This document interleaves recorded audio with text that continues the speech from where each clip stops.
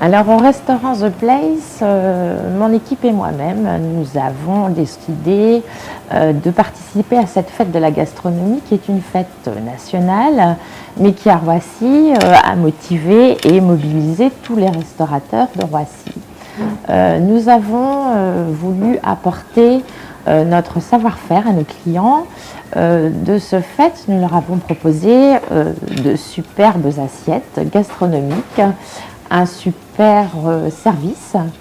On leur a apporté des produits frais, des produits de luxe à un prix complètement dérisoire pour nous permettre à nous de nous exprimer dans notre cuisine et de leur apporter notre savoir-faire.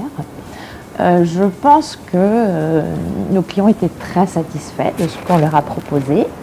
Tout le monde a joué le jeu et vraiment ça nous a fait plaisir. On a fait plaisir à nos clients et nous nous sommes fait plaisir dans notre travail.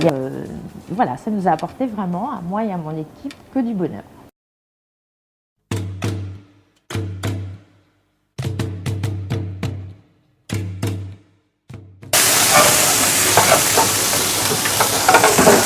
Ah, salut. Et toi, tu vas bien? Ouais, oui, oui.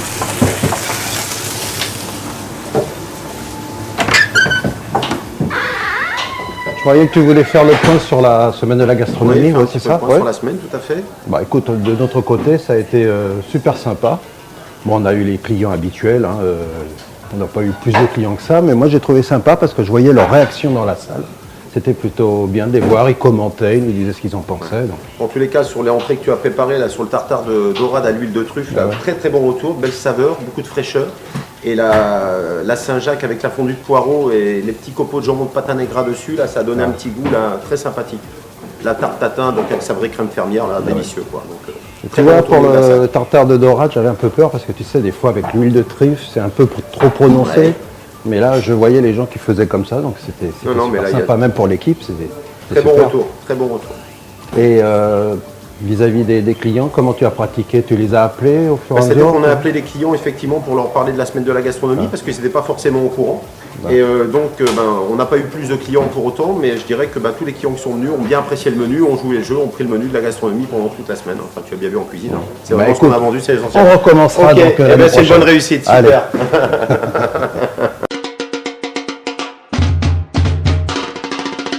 Donc on peut dire que la semaine a vraiment été un succès. Du fait on a eu beaucoup de clients qui sont venus découvrir notre menu.